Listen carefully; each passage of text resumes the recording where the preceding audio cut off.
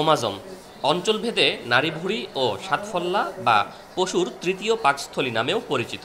গরু বা মহিষের এই নারীভুঁড়ি একটা সময় ফেলে দেয়া হতো, এখনও অনেকে ফেলে দেন। তবে যারা এর দাম জানেন তারা এটি বিক্রি করে আয় করছেন। গরুর নারীভুঁড়ি বা ওমাজম, যেটি সংগ্রহ করার পর প্রথমে লবণযুক্ত পানিতে চুবিয়ে রাখা হয়। এরপর সেটির প্রতিটি স্তরে লবণ দিয়ে সংরক্ষণ করা হয়। নানান ধাপ শেষে এটি রপ্তানি করা হয় চীন, ভিয়েতনাম সহ আরও নানান দেশে।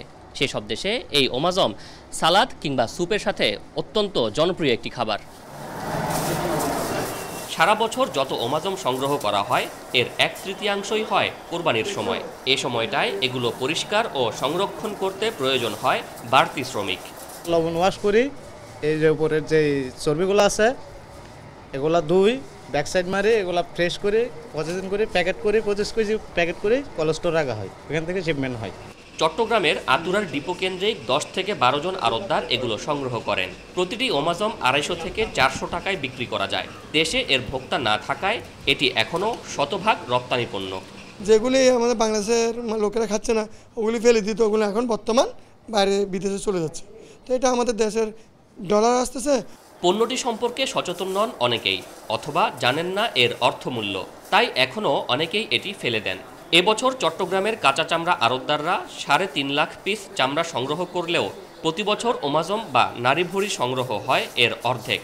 ব্যবসা এখন বর্তমানে যেটা আছে এটা দ্বিগুণ হতে পারে যদি সরাসরি আমরা চায়নায় যদি এক্সপোর্ট করতে পারি। এখন সরাসরি চায়না এক্সপোর্ট করতে পারি না, ভিয়েতনাম বা হংকং থেকে চায়না যদি গুরুত্ব দিত তাহলে এটা অনেক উপরে উঠতো। চামড়া চেয়ে ভালো হতো, এটা চামড়াটি অনেক ভালো, এটা কোনো টাকার মাইন নেই। আতুরার ডিপোর এই আড়তের একটি হাউস এবং 7 থেকে 8টি ড্রামে রয়েছে প্রায় 1500 পিস ওমাসম। দেশে প্রতি বছর চামড়া নিয়ে যে পরিমাণ মাতামাতি হয়, ওমাসম নিয়ে হয় না তার সিকি পরিমাণও। অথচ দেশের রপ্তানি আয়ের নতুন দিগন্তের পথ দেখাচ্ছে এই ওমাসম।